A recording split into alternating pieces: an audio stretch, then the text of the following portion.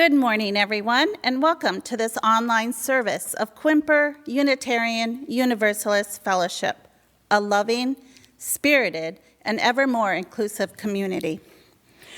Whoever you are, wherever you're from, whomever you love, and whatever your faith tradition, you are welcome here. My name is Carmen Meyer, and I'm a member here at QUUF.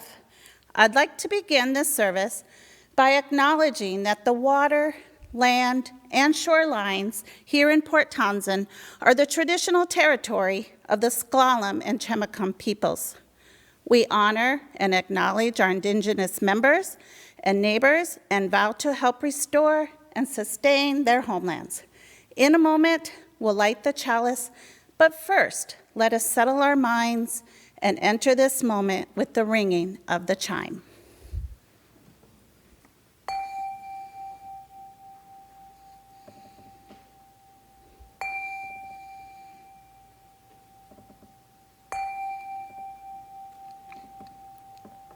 It is good to be together.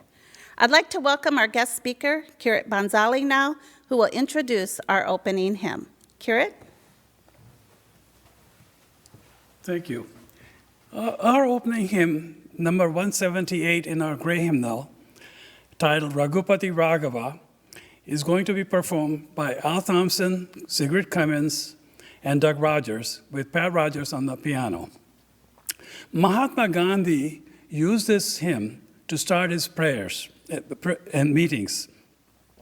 It means no matter if you call God Ishwar, as in Sanskrit, or Allah, as in Arabic, or Raghava, or Raghupati, or Ram, as in Hindi, it still just means God.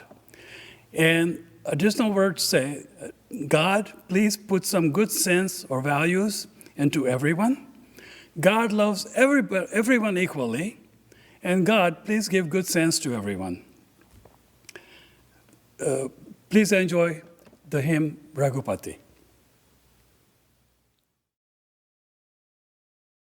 Raghupati Raghava Raja Ram Patita Pavan Sitaram Raghupati Raghava Raja Ram Patita Pavan Sitaram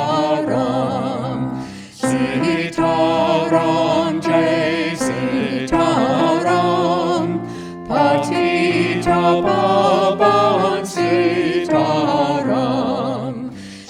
Sitaram Jai Sitaram Patita Pavan Sitaram Raghupati Raga Raja Ram Patita Pavan Sitaram Raghupati Raghava Raja Ram Patita Pavan Sitaram Ishvara Ala Tirenam Sako Samoti Te Bhagwan Ishvara Sivaram Sako Samoti Te Bhagwan Raghupati Raghava Raja Ram Patita Pavan Sitaram Raghupati Raghava Raja Ram Patita Pavan Sitaram.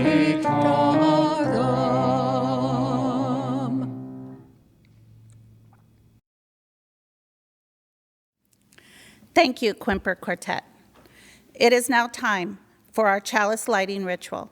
Please join me and our guest speaker, Kirit, in our chalice lighting words written by Rabindranath Tagore. Go not to the temple to put flowers upon the feet of God. First, fill your own house with the fragrance of love. Go not to the temple to light candles before the altar of God, first remove the darkness of sin from your heart. Go not to the temple to bow down your head in prayer.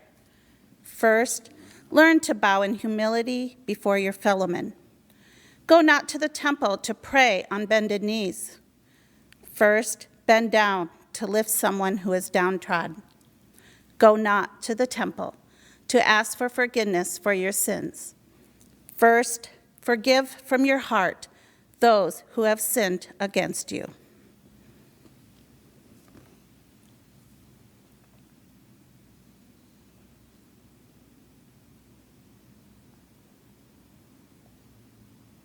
Thank you, Kirit. Now I'm going to pass it over to Kirit so he can read our opening words. Our opening words today come from Jain traditional mantra called Navkar Mantra, which is recited on all occasions as well as during meditation. The mantra itself is in Sanskrit and is translated by Jain Guru Sri Chandrabhanu. I will first chant it in Sanskrit, and then I'll give you a translation line by line.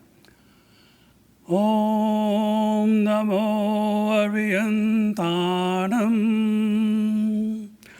I bow to the conqueror of inner enemies or weaknesses, to conquer all my weaknesses.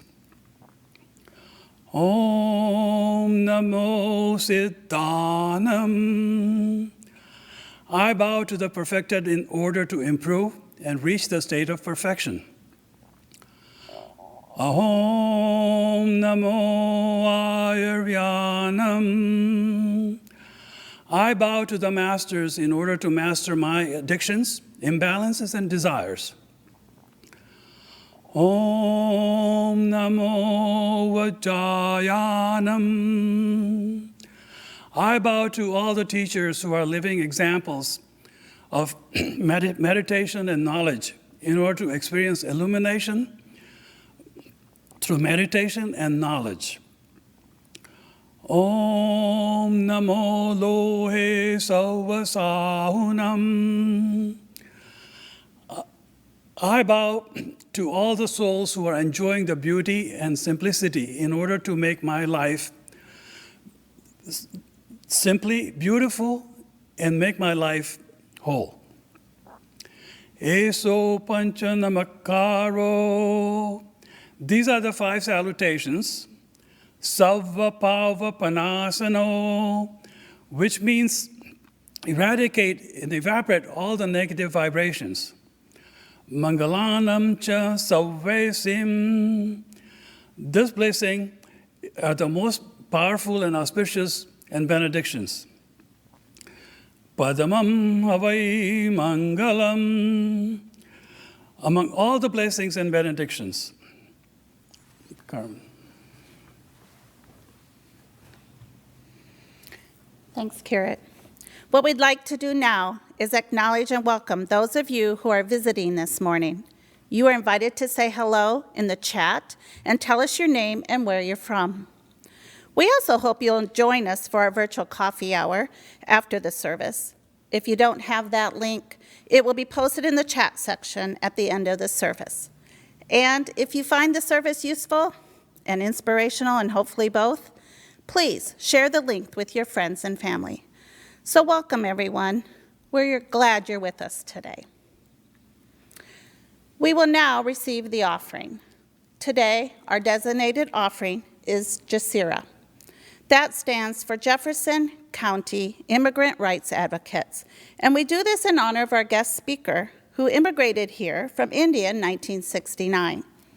Founded in early 2017, Jasira is committed to building a supportive and safe community for immigrants to live and thrive. If you'd like to donate today, you have 3 options. Text the amount you'd like to give to the number now showing at the bottom of your screen. Go to our website, QUUF.org, and click on the giving link, or just simply mail a check to QUUF. Just remember to put Jasira in the memo line. Today's offertory is a video that was created to celebrate the 150th anniversary of the birth of Mahatma Gandhi. Artists from over 124 countries contributed musically in paying homage to Mahatma Gandhi through his favorite hymn or bhajan in his mother tongue, Gujarati. The lyrics translate as follows. A truly religious person is the one who empathizes with the pain and suffering of others and selflessly helps them. We will now gratefully receive your offering.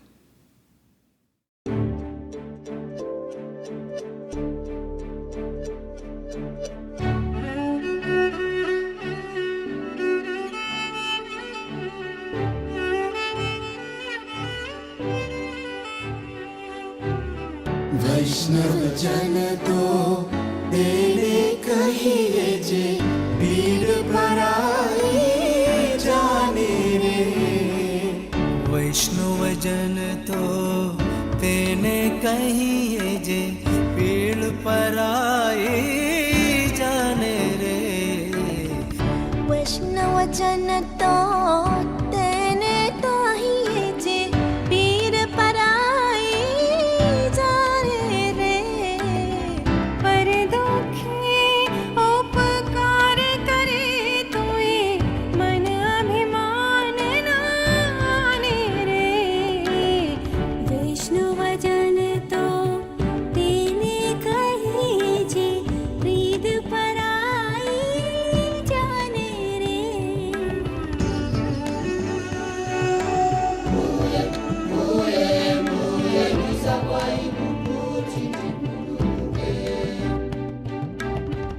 सकल लोक मान सहने वंदे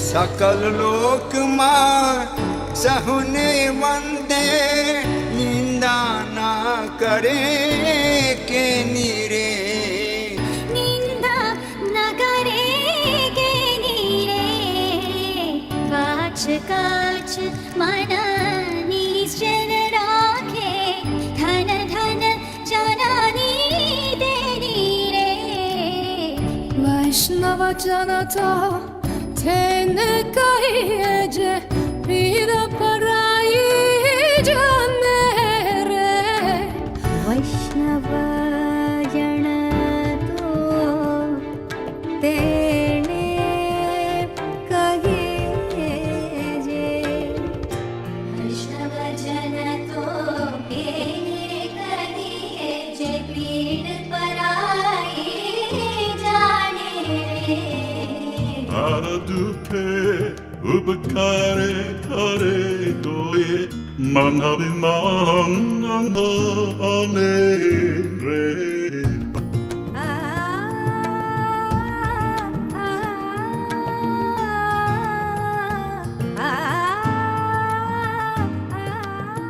सकल लोकमा सहुने वंदे निंदा न करे के नीरे जीवा थकिय सत्य न बोले भर धन नव ज्वले हाथ रे वैष्णव जन तो तेने कहिए जे पीर पराई जाने रे वैष्णव जन तो तेने कहिए जे पीर पराई जाने रे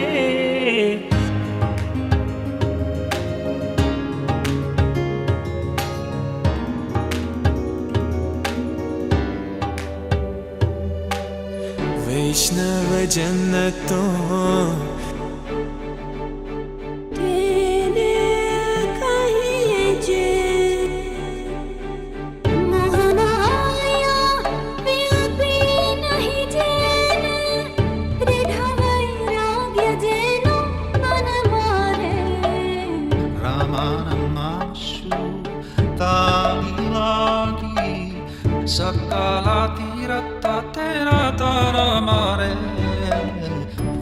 वैष्णव जन तो तेने कहिए जे पीड़ पराई जाने रे पर दुःख उपकार करतोय मानविमाननाने रे Vanalo bini kapatera hitse kamakrara nivarare भाणे नरसयोठेनु दर्शन करता खुळाई गोतीर थार्या रे वैष्णव जन तो तेने कहिए जे पीड़ पराई जाने रे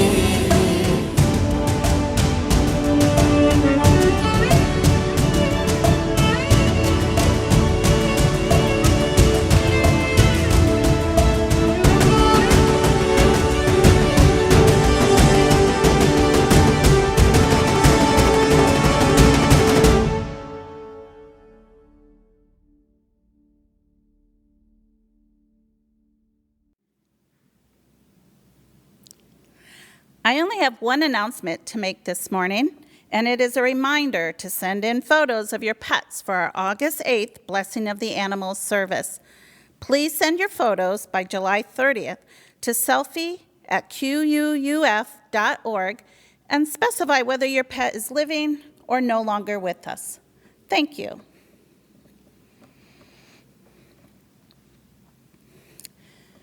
We will now share our joys and sorrows, recognizing that our personal joys and sorrows are only a fragment of the joys and sorrows of the larger community of life. And thus, we place the first stone, remembering the numbers of unsheltered people living on the streets due to the lack of affordable housing. We lift up John Gaspell, in particular, who was homeless at the time of death on June 28th due to heat stroke. May we find a way to address this growing crisis. And now, within our congregation. Our first candle is one of sorrow, and we light it in honor of Stan Cummings. Stan died on Tuesday, July 13th, from injuries he sustained when he was struck while riding his bicycle. His wife, Sigrid, was with him on that bike ride and continued to be a loving presence up until the moment he passed away. An online memorial service date has not yet been set, but we will keep you informed. In the meantime, let us hold Sigrid and all of Stan's family in our hearts during this time of profound loss.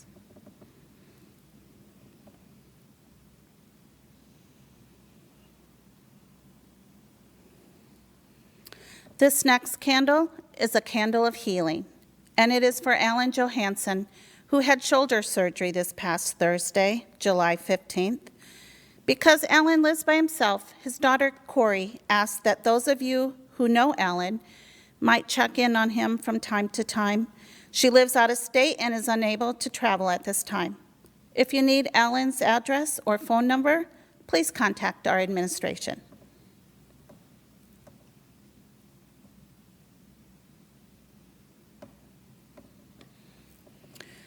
On a happier note, we have some birthdays to celebrate today. Susie Gorski had a birthday on July 8th. Susan Levitt had one on July 9th. Shelley Brown had hers on July 10th. And Bobby Hasselbring had hers on July 17th. Happy birthday, Susie, Susan, Shelley, and Bobby. How great it is that you weren't cooped up this year.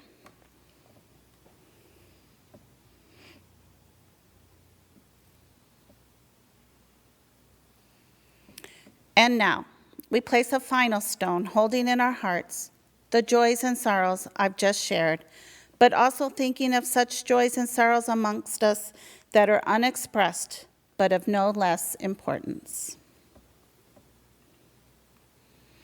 I invite you now into a moment of silence.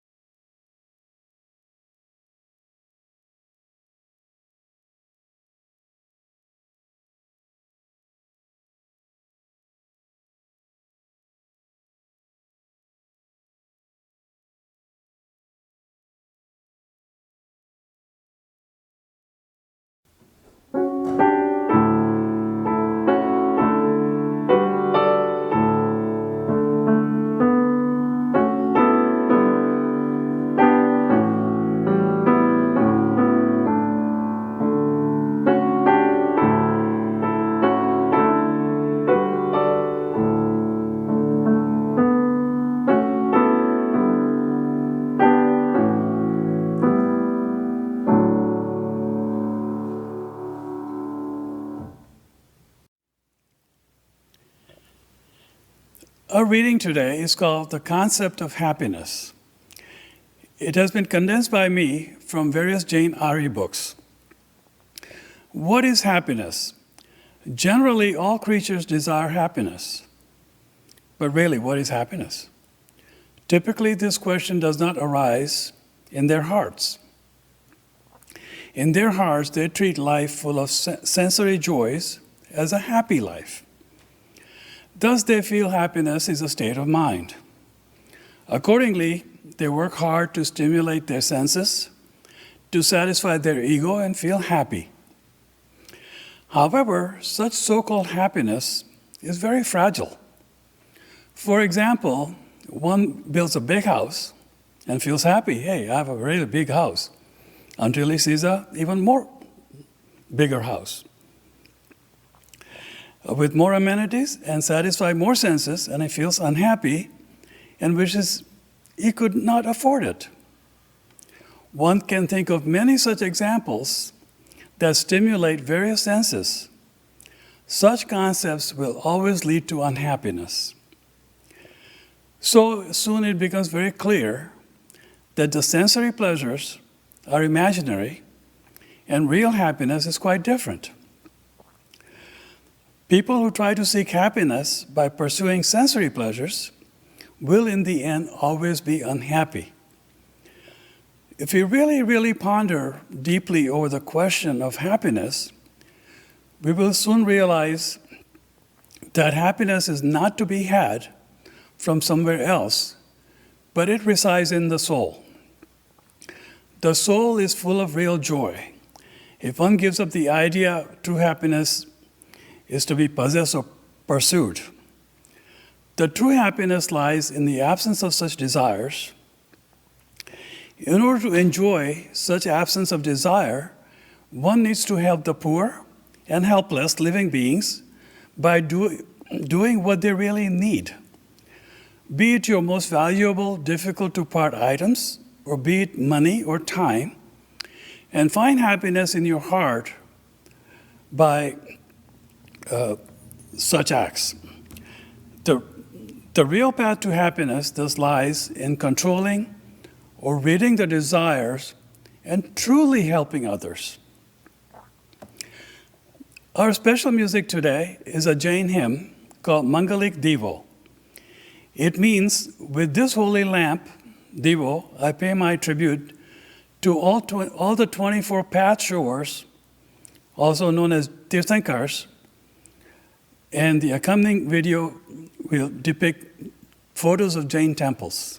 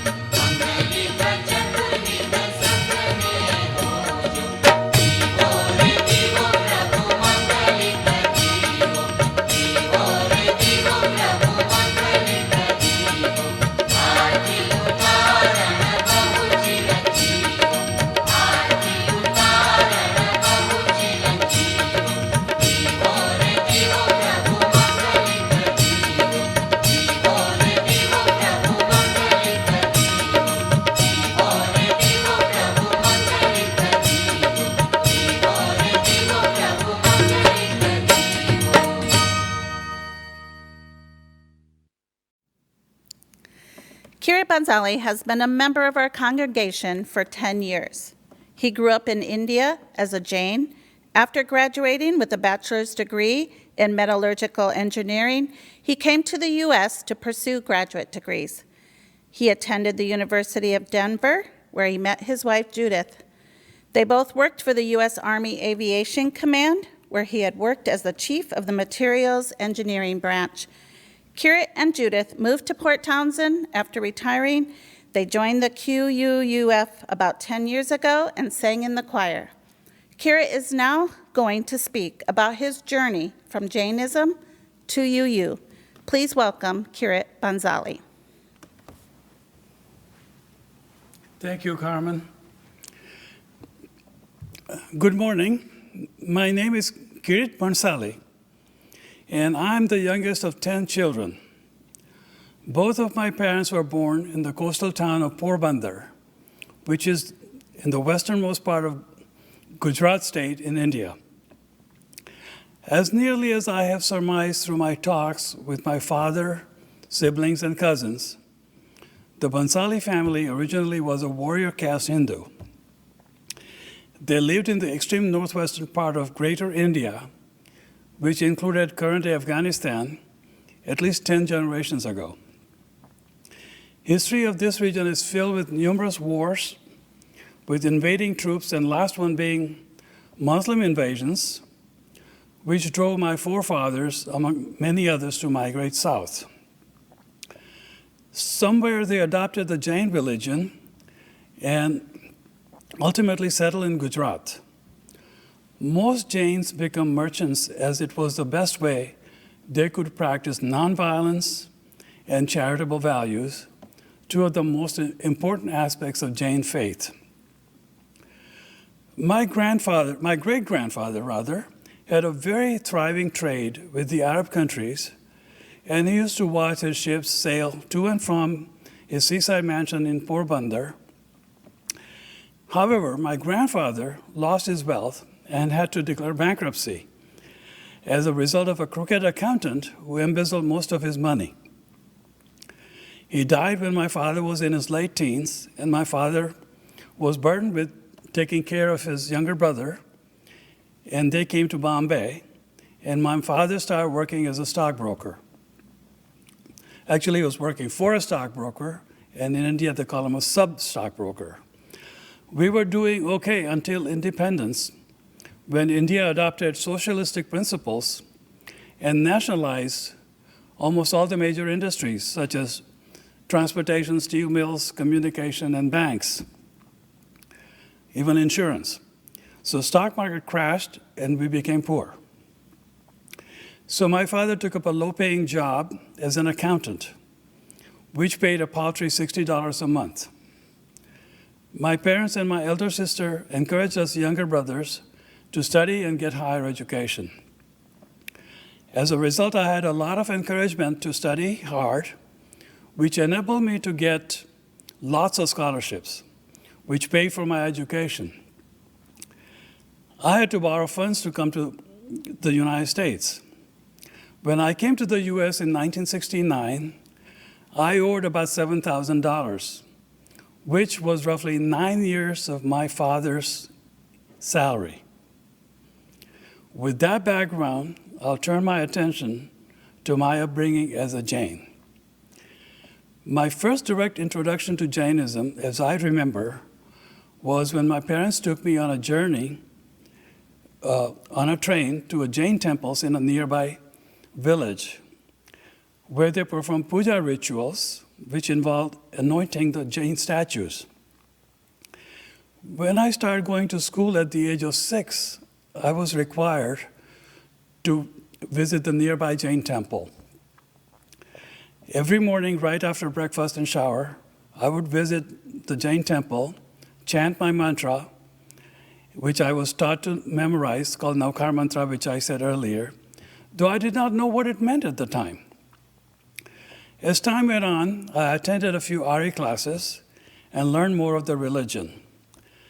I will now describe what I know to be my understanding of Jainism, which may or may not be in agreement with some of the scholars of Jainism.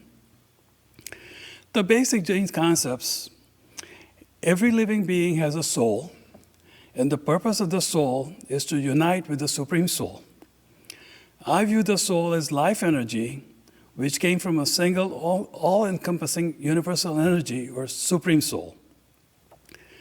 By following the Jain path, one's soul will be relieved from the cycle of birth and rebirth and free from any suffering, and then reunited with the Supreme Soul, and this is known as nirvana. The path to achieve this is by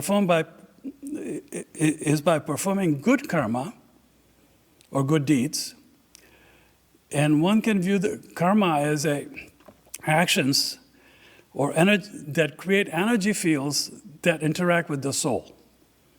A good karma lightens the soul and helps towards achieving nirvana.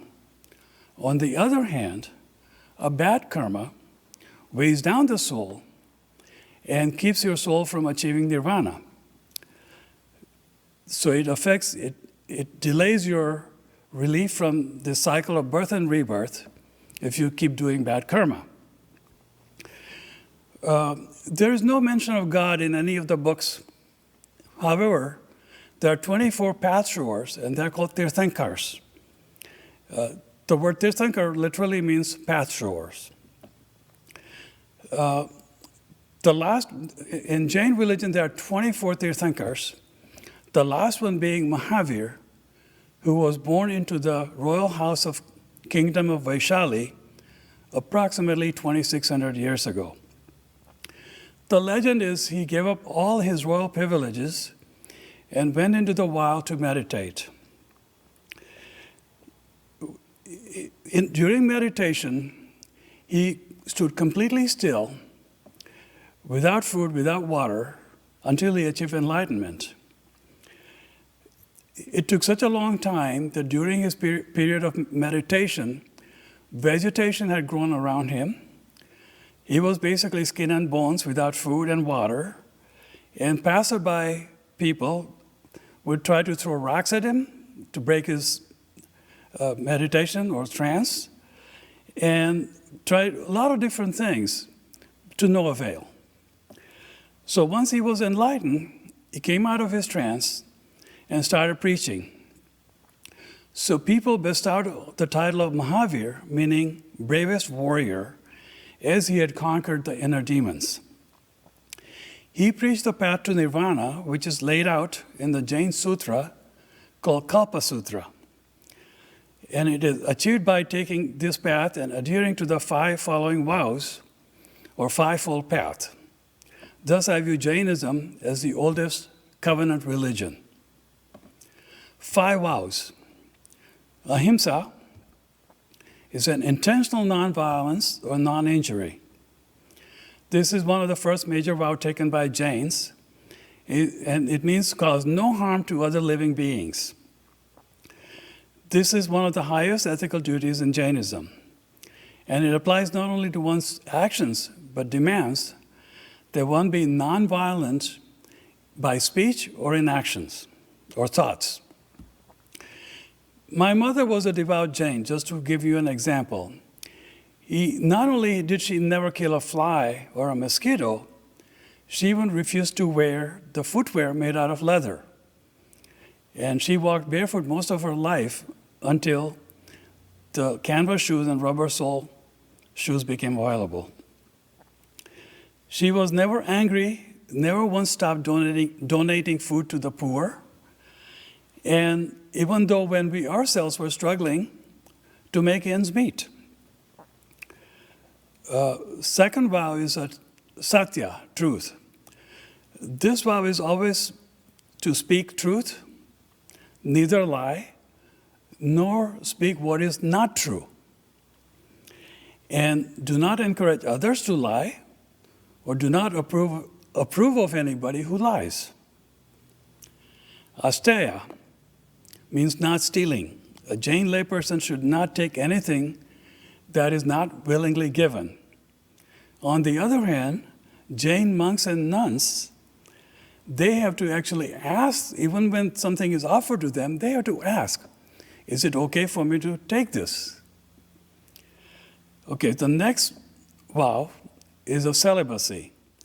And it means abstinence from sex or any sensual pleasures for Jain monks and nuns. For laypersons, the vow means chastity and faithfulness to one's partner. The fifth and final vow is the aparigraha, which means non-possessiveness. This includes non-attachment to material and psychological possessions, avoiding craving and greed. Jain monks and nuns completely renounce property and social relations. They own nothing, and they are not attached to anybody. They don't have any relatives. The relatives are just followers. They are required to never touch any money. The concept of detachment is by far the most important aspect of Jainism. The training for the development of this concept starts fairly early. In Jain tradition, fasting is very encouraged. Typically, a one-day fast begins from the sunset to the prior to the day of fast and until the sunrise following the day of fast, and this is considered one-day fast. No food is to be consumed, and it is encouraged not to drink any water. A devout Jain like my mother typically fasted up to 5 times a lunar month. The days of fasting were waxing moon, days 5, 8, and full moon, and waning, 8th day, and the new moon day. During the 10th and the 11th lunar month, which typically falls sometime in August, there is a period of 8 days, which is considered the holiest period. Jains are encouraged to fast up to all 8 days, ending on the last day. Most Jains fast at least 1 day on the last day. This day is spent in meditation and attending a long sermon by the head priest, which includes recitation of Kalpa Sutra and celebration of the birth of the 24th Tirthankar, Mahavir. Typically, during this service, everyone collectively asks forgiveness from all living beings, be it large or small, for knowingly or unknowingly they may have caused any pain or hurt through their action, through their speech, or through their thought. At the end of the service, most Jains would visit their friends and family and say a Pali language phrase called Michhami Dukkaram. What it means is, I ask for your forgiveness for any hurt I may have caused you knowingly or unknowingly during the past year. In this tradition, my first fast, like my siblings, began at the age of 13. In my family, 3 of my brothers have fasted up to 3 days during this period, and my mother has fasted for the whole week once in her lifetime, and at least 2 days most of her life. An obvious question arises, if you're sick, do you have to fast? Well, Jainism, believe it or not, actually has no concept of hell or heaven. There is no punishment for not following any of the rituals. The rituals are there to help you follow the right path to achieve inner happiness, better next life, and ultimately nirvana. I had been going to the temple every day to offer my prayers since I started going to school. The temple is a place where there are statues of Tirthankars to help you focus. Some followers go to the temples where there are no statues, just a big hall and a white marble wall. And some followers go to some temples where there are Kalpa Sutra book is used as a focal point. Once again, it is left up to the individual. I stopped going to the temple once I left home and started college. I did not fast once I left home as well. However, the concept of detachment and control of senses has always been with me. According to the Jain tradition, I did, and I still do meditate every day for some time and review my day. Typically, one is supposed to spend 45 minutes sitting on a clean mat on the floor with a lamp and incense to meditate. I don't always do that unless I'm suffering from anxiety or depression, in which case I will seek the help of a candle and sit down on a clean mat on the floor and light the incense and meditate. Usually, for the most part, if one thinks deep enough, one finds factors such as anger, greed, lust, other desires to satisfy some senses that give you pleasure and eventually to satisfy your ego. One uses such time to figure out how you can control your senses rather than your senses controlling you. By doing so, one finds inner peace in the soul. It takes a lot of courage to let go of your ego. Many of you may recall that Kate had mentioned in her sermon on Gandhi that his mother was a Jain. And she had called a Jain priest to have him take the vows prior to his trip to the UK. I believe Mahatma Gandhi was deeply influenced by Jainism. His dedication to detach himself from all the worldly possessions and dedicate his life to lift millions of people out of poverty in India is a testament to this. He worked very hard to rid India of the caste system, though he himself was a Hindu. He would live with untouchables when he traveled for political rallies and forced his assistants like Nehru and others to visit him there. He also fasted a lot. Such approaches have resulted in self-discipline among many, many Jains. Personally, once our children left home, my wife Judith and I decided to fast, and we began fasting by 1 day at a time, once a year, and then we extended to 2 days, and just before we retired, we actually fasted for 3 days. We both felt weak and craved food constantly, thought of food for the first time. When we fasted for 2 days, we started feeling a little bit easier and a little calmer. But after a 3-day feeling, we experienced a feeling that we had never felt. There was an extremely inner calm. Well, this brings me to my journey to UU from Jainism. So upon retirement, when we moved to Port Townsend, a good friend of mine who had moved here 7 years prior to us, recommended us to join UU. He himself is an Episcopalian. However, it was not until Ma Jiro, whom we knew from the community chorus, invited us to join the QUUF choir, and we joined it. Bruce's sermons were a major driving force to join. And when he explained, during orientation, when he explained us the 7 principles, we immediately decided to join. I found the 7 principles to be very acceptable to my upbringing as a Jain. The Jain approach to life has provided me with one of the greatest tools that I can think of to follow and observe the 7 principles. Lastly, I want to touch on some fundamental differences between Jainism, Hinduism, and Buddhism as I understand them. They're similar in terms of karma theory, but they differ in other ways. Hinduism believes in trinity of gods, Brahma the creator, Vishnu the sustainer, and Shiva the destroyer.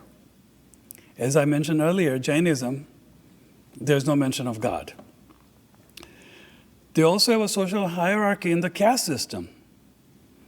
Jains don't have a caste system. Buddhism is very similar to Jainism, and a lot of the rituals and beliefs are very similar. Buddha was about 50 years younger than Mahavir, and some believe he was deeply influenced by Jainism and even practiced Jainism for a while. Buddhism also believes in cycle of birth and rebirth, and the concept of karma is the same. Many of the rituals are very similar. And 2,000 years ago, many of the kings switched between the two religions. However, unlike Jainism, Buddhism does not believe in the concept of soul. Jainism believes in the concept of many-sidedness of the universe. What that means is that it is difficult to find the truth, as one only sees the parts, and that's what's meant by many-sidedness. And this is illustrated in the Jain books by describing the now famous story of an elephant and blind men. Buddhism, on the other hand, negates this. Jainism believes all truth is conditional, and Buddhism takes a middle path. So there is no absolute truth per se. Every truth is a qualified truth. There's some condition attached to it in Jainism. Additionally, you should eat only after. So I found some of the concepts of Jainism too extreme. The dietary restrictions in Jainism are so extreme that not only you're lacto-vegetarian, but you can't even eat some of the root crops. You should not eat, even on day-to-day life, after sunrise, after sunset, and before sunrise. So only time you're allowed to eat during the day is after sunrise until sunset. Buddha, after living ascetic life as a Jain, found it was too extreme and took the middle path. It is interesting, both Buddhist and Jain monks do observe, renounce the world possessions, and a lot of the traditions that they follow are very similar.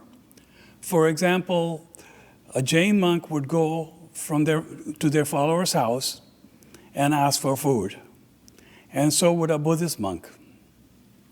They are not supposed to I said ask, but that was a mistake. They are not supposed to ask. They would visit, and the followers would offer it to them. And when they visit the door and they don't offer it to them, they will just walk away.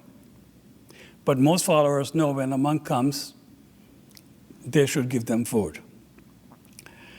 I did not present some ideas other than what I've described, which are in the Jain books. For example, the most notable idea is about the writings about concept of microbiological life, atomic and subatomic particles, and evolution of human beings. Human being is the highest form of life, and it is required to achieve nirvana. But I found all these concepts interesting, but our present-day scientific understanding of the matter or different life forms is so much more believable that I did not get myself deeply involved into these concepts. Well, that brings me to a conclusion. I want to thank you for your attention and traveling with me in my journey from Jainism to UU and learning some aspect of Jainism. If it interests you, there are plenty of books available and a plethora of Wikipedia articles. There is a sizable Jain community in Seattle. There is a Jain temple in Bothell.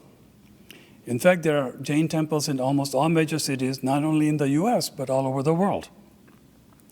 In the US, the biggest one being one in Queens, New York. And Jainism does not have the traditional proselytizing. So one need not worry and feel free to visit temples if interested. If you visit the Queen's Jain Temple on a weekend, and I would suggest if you're interested, please by all means go and visit it. Architecturally, it's a very beautiful temple. It is just modeled after one in India, and you can also enjoy a free Jain meal. Well, now it's time for a closing song. Please enjoy our closing song. It is called Om Purnama,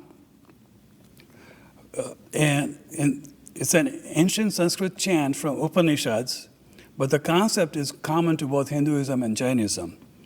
It's going to be performed for us by Katy Taylor, who will be accompanied with her Shruti box. Om is the sound of creation and resonates very well with living cell. Whole or complete comes from whole, and if you take whole, what remains is also whole. That is the metaphysical concept behind this chant. Please enjoy it, and if possible, please do chant with her. So we're going to sing an ancient Vedic chant together, and how it's going to go is this. I will invite you to sing 3 ohms with me to begin, and then I will sing the whole chant through so you can get a feel for it. And then we'll sing it 2 more times together. On the first verse, I'll invite you to sing with me, and on the last verse, I will do the same, and in between, I'll sing it alone. Then we'll end with Om Shanti Shanti Shanti Om.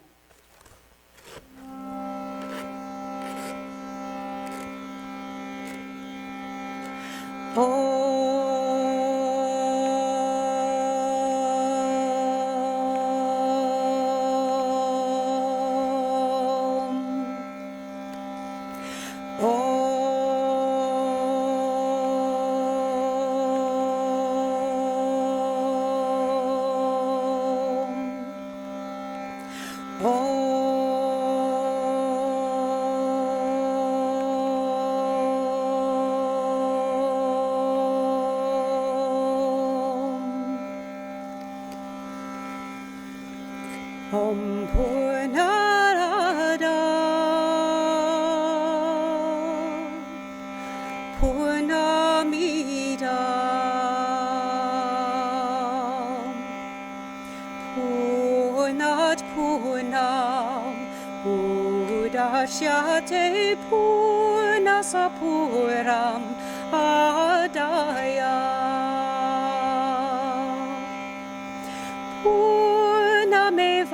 Vashishyate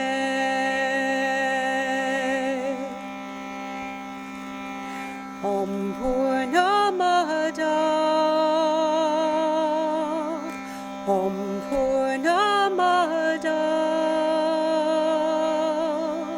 Purnamida Purnamida Puram Udashyate Purnasapuram Adaya Purnameva Vashishyate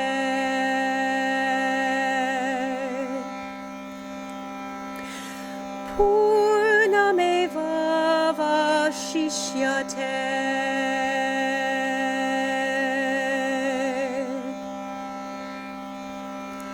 Om Purnamada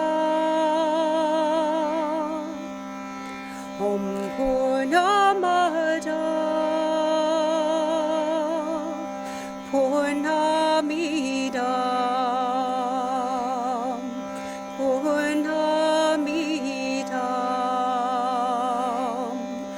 Purnat Puram Udashyate Purnasapuram Adaya Purnamiva Vashishyate Purnamida Tamivava Shishyate.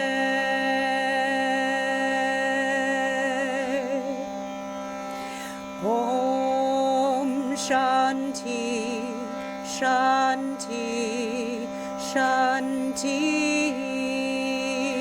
Om.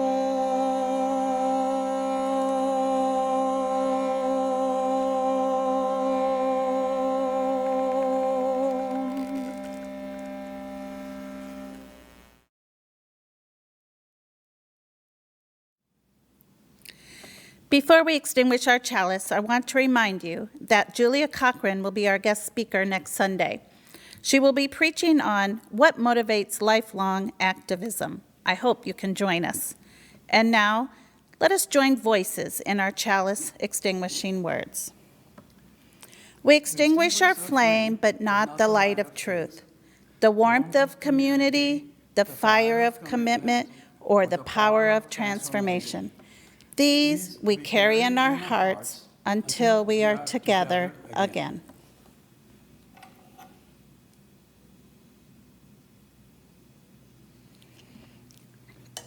After the service, I hope you'll join us for our virtual coffee hour. What you can expect is to be placed in a Zoom room with one of our coffee hour hosts who will facilitate personal check-ins as well as reflection questions on the sermon topic. I hope to see you there. But first, let us turn our attention to the postlude, which is a folk song called Adur Badur. It is a song of joy. It means clouds are coming and the rain will soon follow. Let us dance and be happy. As you can imagine, at the end of a scorchingly hot summer, how much joy cool monsoon rains will provide. The song will be played by Helen Lauritzen on the piano and Kristin and Otto Smith on violin and concertina.